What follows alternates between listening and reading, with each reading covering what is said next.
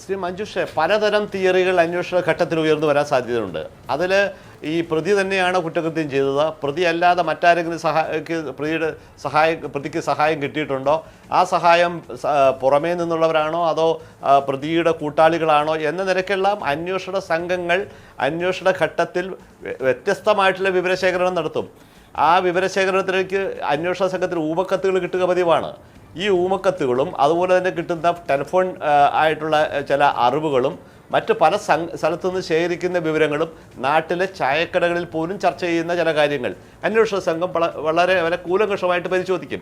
ആ പരിശോധനയെല്ലാം പഴുതടച്ചുള്ള അന്വേഷണം പൂർത്തിയാക്കുന്നതിന് വേണ്ടി ഇത് ഉപയോഗിക്കുകയും ചെയ്യും. ഒരുപക്ഷെ ഈ പറയുന്ന പേരുകളെല്ലാം അന്വേഷണ സംഘത്തിന് കിട്ടിയിട്ടുണ്ടാകും. അന്വേഷണ സംഘത്തിന് കിട്ടിയിട്ടുള്ള പേരുകൾ അനുസരിച്ച് ആസാമിലോ മറ്റെവിടെയെങ്കിലുമൊക്കെ പോയി അന്വേഷണം നടത്തിയിട്ടുണ്ടാവും. അങ്ങനെയുള്ള ഒരാൾ ഒരു ജീവിച്ചിരിക്കുന്ന കഥാപാത്രമല്ല എന്ന നിലയ്ക്ക് അന്വേഷണ സംഘം നേരിട്ട് മനസ്സിലാക്കണം. ആ മനസ്സിലാക്കുന്നത് ഉറപ്പുവരുത്താനും കൂടി വേണ്ടിയിട്ടാണ് ഈ പറയുന്ന പിന്നാലെ പോയി എന്ന് പറയുന്നത്.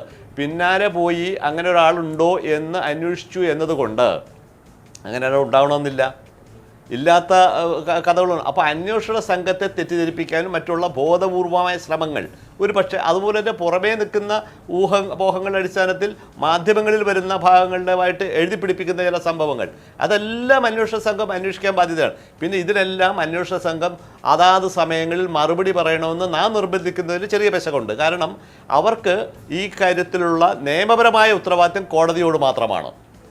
അന്വേഷണ സംഘത്തിന് ഈ രേഖകൾ സഹിതം തെളിവുകൾ സഹിതം കോടതിയിൽ മാത്രമേ ഇതിന് ഫലപ്രദമായിട്ടുള്ള ഒരു ഉത്തരം പറയേണ്ടതുള്ളൂ നിയമപരമായി എന്നതുകൊണ്ട് യഥാസമയങ്ങളിലൊന്നും ഇതിനൊന്നും മറുപടി പറയാതെ പോയിട്ടുണ്ടാവും.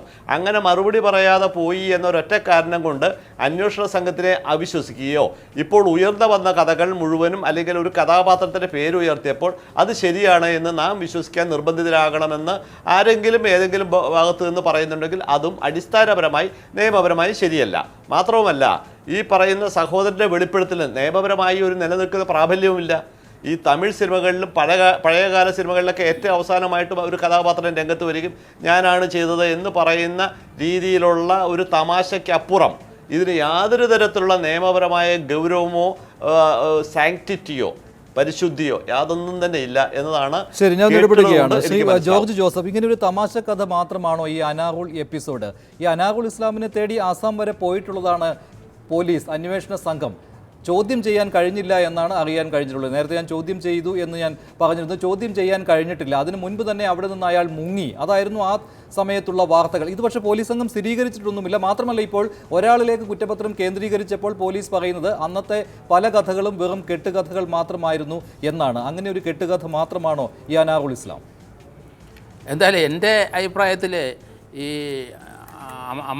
അനാവറു ആണോ മറ്റേ അമീറുൽ ഇസ്ലാം ആണോ ചെയ്തത് അതല്ല ഇപ്പം. ഞാൻ ഇതിനെ മനസ്സിലാക്കിയെടുത്തോളം കാലം നമ്മൾ ജിഷ കേസുമുണ്ട്, സൗമ്യ കേസുണ്ട്. സൗമ്യ കേസിനകത്ത് അത് സർക്കംസ്റ്റാൻഷ്യൽ എവിഡൻസ്, സാഹചര്യ തെളിവിൽ മെയ്തെടുത്ത ഒരു കേസാണത്. അതുപോലെ തന്നെയാണ് ജിഷ കേസും സാഹചര്യ തെളിവിലാണ് അടിസ്ഥാനപ്പെടുത്തിയാണ് പോലീസ് ആ കേസ് ബിൽഡ് ചെയ്ത് പോയിരിക്കുന്നത്. ഇതിൻ്റെ എവിടെയെങ്കിലും ഒരു കണ്ണി അറ്റുപോയിട്ടുണ്ടെങ്കിൽ ആ കേസ് അതോടെ തീരും. നമുക്ക് സൗമ്യ കേസിൽ നമ്മളിത് കണ്ടു.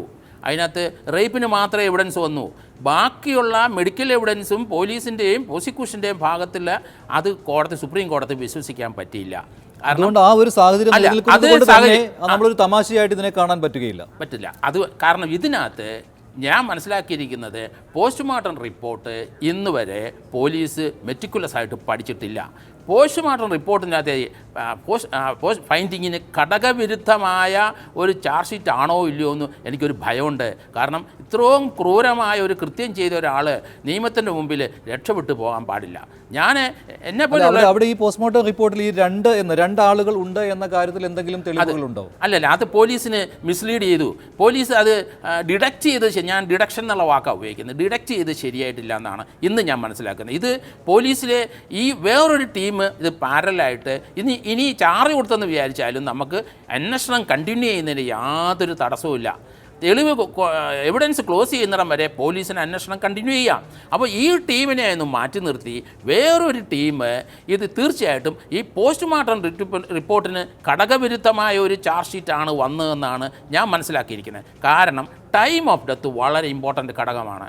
അത് പോസ്റ്റ്മോർട്ടത്തിൻ്റെ അനുസരിച്ച് 48 hours കഴിഞ്ഞിട്ടുണ്ടെന്നാണ് ഞാൻ മനസ്സിലായത്. അതിനകത്ത് മാർബിളിങ്, ഞാൻ 2-3 ചാനലിൽ അത് പറഞ്ഞിട്ടുണ്ട്. മാർബിളിങ് എന്നുള്ളൊരു വാക്കുണ്ടെങ്കിൽ 36 മണിക്കൂറും 40 മണിക്കൂറും പഴക്കം ഡെഡ് ബോഡിക്ക് വന്നിട്ടുണ്ട്. അതാണ് അതിൻ്റെ വ്യത്യാസം.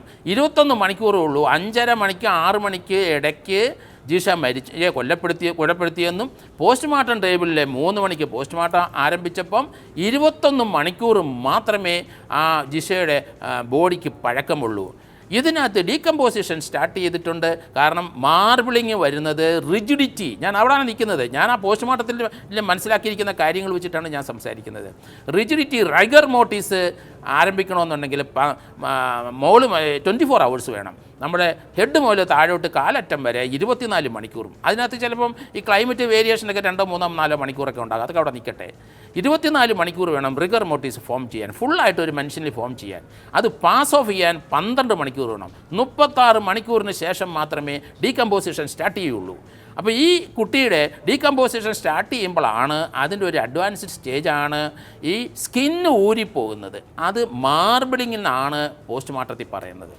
ഈ പോസ്റ്റ്മോർട്ടം റിപ്പോർട്ട് മാർബിളിംഗ് എന്നൊരു വാക്കുണ്ടെങ്കിൽ ഈ തീർച്ചയായിട്ടും ഡെഡ് ബോഡിക്ക് പഴക്കം 48 മരണസമയം പോലും കൃത്യമായി കണ്ടെത്തുവാൻ ഫോറൻസിക് വിദഗ്ധനായ doctor Hitesh Shankar telephone line. Shri Hitesh Shankar, ഇത്തരത്തിലുള്ള അപാകതകൾ ഉണ്ടോ ഈ കുറ്റപത്രത്തിൽ? മാധ്യമ ചർച്ച അതിര് കടക്കുന്നുണ്ടോ എന്ന് ഞാൻ ഭയപ്പെടുന്നു. ഇപ്പോൾ നമ്മൾ സംസാരിച്ചുകൊണ്ടിരിക്കുന്ന ഈ സയന്റിഫിക് ഫാക്ട്സുകൾ, അതായത് ഈ മാർബിളിംഗ് പോലെയുള്ള ശരീരത്തിൽ വരുന്ന ഡീകമ്പോസിഷൻ ചേഞ്ചസിനെ കുറിച്ചുള്ള ഒരു നിഗമനങ്ങൾ, വളരെ ലിമിറ്റഡ് നോളജ് വെച്ചുകൊണ്ട് അതിനെ ഇത്ര ആധികാരികമായി പറഞ്ഞ് പൊതുസമൂഹത്തിനിടയിൽ ഒരു സംശയം വളർത്താനേ മാത്രമേ ഇത് ഉപകരിക്കുള്ളൂ. അതിന് സോ മെനി ഫാക്ടേഴ്സ്. അത് ഈ വക കാര്യങ്ങൾ, ഡീകമ്പോസിഷൻ ശരീരത്തിന് ഒരു ബോഡി അഴുകുന്നതിനെ സംബന്ധിച്ച് കുറെ ലിറ്ററേച്ചറുകളുണ്ട്. അത് വളരെ ശാസ്ത്രീയമായി തന്നെ ആ കാര്യം കോടതിയിൽ പറയാൻ ആ പോസ്റ്റ്മോർട്ടം ചെയ്ത ഡോക്ടർക്ക് കഴിയുമെന്ന് ഞാൻ വിശ്വസിക്കുന്നു. അതിൽ ആശങ്കപ്പെടേണ്ട കാര്യമില്ല. ഇത്തരം ഒരു പ്രതിയും ഞാൻ കുറ്റം ചെയ്തു എന്ന് സമ്മതിച്ചു കഴിഞ്ഞാൽ ട്രയലിന്റെ ആവശ്യമില്ല. ട്രയൽ തുടങ്ങുന്നത് എപ്പോഴാണ്?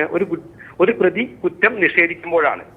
ഇവിടെ ഒന്നിൽ കൂടുതൽ പ്രതികൾ ഉണ്ടോ എന്ന് തുടക്കത്തിൽ പോലീസിന് സംശയം തോന്നിയിട്ടുണ്ടാവാം. ആദ്യം പോസ്റ്റ്മോർട്ടം സർട്ടിഫിക്കറ്റ് ഡിഡക്ട് ചെയ്യുന്നതിൽ പോലീസിന് അപാകത പറ്റിയിട്ടുണ്ടാവാം. ആ അപാകതകളെല്ലാം പരിഹരിച്ചുകൊണ്ടാണ് പോസ്റ്റ്മോർട്ടം റിപ്പോർട്ട് രണ്ടാമത് നന്നായി ഡിഡക്ട് ചെയ്യുകയും അതുമായി മുന്നോട്ട് പോവുകയും പോലീസ് ചെയ്തത്. ഈ പറയുന്ന ഒരു ഫിംഗർ പ്രിന്റ്, ഒരു കുട്ടിയുടെ മുകളിൽ ഒരു ഫിംഗർ പ്രിന്റ് ഉണ്ട് എന്നാണ് വേറൊരാൾ ഉണ്ടോ എന്ന് സംശയിക്കുന്ന ഒരു ഘടകം വന്നിട്ടുള്ളത്. ആ ഒരു സംശയം ദൂരീകരിച്ചുകൊണ്ട് തന്നെയാണ് പോലീസ് കുറ്റപത്രം കൊടുത്തിട്ടുള്ളത് എന്നാണ് ഞാൻ മനസ്സിലാക്കുന്നത്. അതായത് ഈ പറയുന്ന പ്രതി തന്നെയാണ് കുറ്റകൃത്യം ചെയ്തതെന്ന് തെളിയിക്കാവുന്ന സാഹചര്യ തെളിവുകളും ശാസ്ത്രീയ തെളിവുകളും എല്ലാം അടക്കമാണ് പോലീസ് ഡോക്ടർ ഹിതേഷ് ശങ്കർ, ഈ വിരലടയാളത്തിന്റെ കാര്യത്തിലെങ്കിലും അവ്യക്തത നിലനിൽക്കുന്നില്ലേ? ഒരു വിരലടയാളം ഏതാണെന്ന് മനസ്സിലാക്കുവാൻ കഴിഞ്ഞിട്ടില്ല എന്നുള്ളത്, ഒരു കുപ്പിയിൽ കണ്ട വിരലടയാളം, ഇതിന്റെ കാര്യത്തിൽ സംശയം നിലനിൽക്കുന്നതല്ലേ? അതിനെക്കുറിച്ച് അന്വേഷണ ഉദ്യോഗസ്ഥൻ പറഞ്ഞത് അത് പഴയ ഒരു വിരലടയാളമാണ് എന്നാണ്. ആയിരിക്കാം, അതിലേക്ക് ഞാൻ പറഞ്ഞു വരുന്നത്. അതായത് ആ ഒരു കേസുമായി മുന്നോട്ട് പോകുമ്പോൾ അന്വേഷണ ഘട്ടത്തിൽ പല ഫാക്ടേഴ്സും ഒരു കേസിന്റെ ഭാഗമായി അന്വേഷിക്കുമ്പോൾ പലരും കണ്ടെത്താം. അതിൽ ഈ പ്രതിയുമായി അല്ലെങ്കിൽ ജിഷ വധവുമായി ബന്ധമുള്ള ഫിംഗർ പ്രിന്റ് ഏതാണ്, അല്ലെങ്കിൽ ജിഷയുടെയും ശരീരത്തിൽ നിന്ന് ലഭിച്ച ഉമിനീരിൽ നിന്ന് ലഭിച്ച DNA അത് ആരുടേതാണ്? അത് ഒരു പ്രതിക്ക് ഈ കുറ്റം, ഒരാൾക്ക് മാത്രം ഈ കുറ്റകൃത്യം ചെയ്യാൻ സാധിക്കുമോ? ഇന്നതൊക്കെയാണ് നമ്മൾ ചോദ്യങ്ങൾ ഉയർന്നു വരുന്നത്. അത് ശാസ്ത്രീയമായി തെളിയിക്കാൻ സാധിക്കും. അത് ശാസ്ത്രീയമായി ഈ ഉമിനീരിൽ നിന്ന് കണ്ട DNA ഈ പ്രതിയുടേതാണെന്ന് തിരിച്ചറിഞ്ഞിട്ടുണ്ട്. മറ്റൊരു DNAകളും വേറൊരു DNAയും നമ്മൾ കണ്ടെത്തിയിട്ടുമില്ല. ആ സാഹചര്യത്തിൽ നമ്മൾ മറ്റൊരു പ്രതി ഉണ്ട് എന്ന് അവകാശപ്പെടുന്നത് തന്നെ ശുദ്ധ സംബന്ധമാണെന്ന് ഞാൻ പറയുകയുള്ളൂ. അതിലേക്ക് അത്രത്തോളം വളരെ നന്നായി കേസ് പോസ്റ്റ്മോർട്ടം, ഈ പറഞ്ഞ മാതിരി പോസ്റ്റ്മോർട്ടം സർട്ടിഫിക്കറ്റ് ഡിഡക്ട് ചെയ്തുകൊണ്ട് തന്നെ ഒരു കുറ്റപത്രം സമർപ്പിച്ചിട്ടുണ്ട് എന്ന് ഞാൻ വിശ്വസിക്കുന്നു. ആ കേസ് വളരെ നന്നായിട്ട് തന്നെ അത് പര്യവസാനിക്കുമെന്ന് ഞാൻ വിശ്വസിക്കുന്നു. അത് പറഞ്ഞു നിർത്താൻ, അല്ലെങ്കിൽ ഈ പറയുന്ന സംശയങ്ങൾ സയന്റിഫിക് ആയിട്ട് പറയാൻ അവിടെ ഇരിക്കുന്ന എല്ലാ വക്കീലന്മാരും എനിക്കറിയാം, ദേവാനന്ദ സാറായാലും ശരി, മറ്റ് എല്ലാവരും ഇതെല്ലാം ഇതെല്ലാം ആധികാരികമായി പറഞ്ഞാലുള്ള ഗ്രന്ഥങ്ങളും അത് പഠിച്ച ആളുകളും നമ്മുടെ നാട്ടിലുണ്ട്.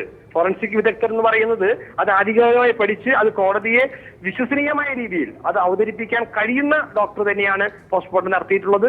അത് അവർക്ക് കഴിയുമെന്ന് ഞാൻ പ്രതീക്ഷിക്കുന്നു. അത് നമ്മൾ അത്തരം ചർച്ചകൾ മീഡിയാസിലൂടെ വരുമ്പോൾ അത് ബാധിക്കുന്നത് ഈ കേസിനെയാണ്. പോലീസ് എനിക്ക് തോന്നുന്നത് റൂറൽ SP ശ്രീ ഉണ്ണിരാജ ആദ്യമായിട്ടാണ് പത്രസമ്മേളനം നടത്തി നിങ്ങളെടുത്ത് കാര്യങ്ങൾ വിശദീകരിക്കുന്നത്. അതിനു മുന്ന് വന്ന സംശയങ്ങളൊക്കെ ഒരു ഹിയർസേ വാക്കാണ്. അവിടെ അങ്ങനെ കേട്ടു, ഇവിടെ ഇങ്ങനെ കേട്ടു എന്നല്ലാതെ അതിനൊരു യാഥാർത്ഥ്യം ഉണ്ടായിരുന്നില്ല.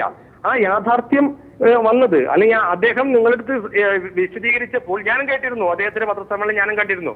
അദ്ദേഹം വളരെ വ്യക്തമായിട്ട് തന്നെ കാര്യങ്ങളെല്ലാം നിങ്ങളടുത്ത് പറഞ്ഞിട്ടുണ്ട്. മറ്റുള്ളെല്ലാം വെറും കെട്ടുകഥകളായിട്ട് തന്നെ ഇരിക്കട്ടെ എന്നാണ് ഞാൻ പറയുന്നത്. അത്തരം അങ്ങനത്തെ ഒരു ഡെപ്തിലേക്ക് മീഡിയ പോരുതെന്നൊരു അഭ്യർത്ഥന കൂടി എന്റെ അടുത്തുണ്ട്. പോലീസ് ഇൻവെസ്റ്റിഗേഷന് സമയമുണ്ടായിരുന്നു, അവർ നന്നായി ഇൻവെസ്റ്റിഗേഷൻ ചെയ്തിട്ടുണ്ട്. ഇൻവെസ്റ്റിഗേഷൻ മറ്റു തരത്തിലുള്ള ഇൻവെസ്റ്റിഗേഷനൊക്കെ നമുക്ക് നല്ലതാണ്. പക്ഷെ ഒരു കൊലപാതക കുറ്റത്തിലെ പ്രതിയെ അല്ല എന്ന് പറയാനുള്ള മറ്റു തെളിവുകൾ മീഡിയയുടെ കയ്യിൽ ഉണ്ടെങ്കിൽ പറയുന്നതിൽ ഞാൻ വിശ്വസിക്കാം. മറ്റെന്ത് തെളിവുണ്ട് നിങ്ങളുടെ അടുത്ത് ഇദ്ദേഹം അല്ല ചെയ്തു എന്ന് പറയാൻ, അല്ലെങ്കിൽ മറ്റാളാണ് ചെയ്തത് എന്ന് പറയാൻ ഒട്ടു തെളിവ് നമ്മുടെ കയ്യിലില്ല.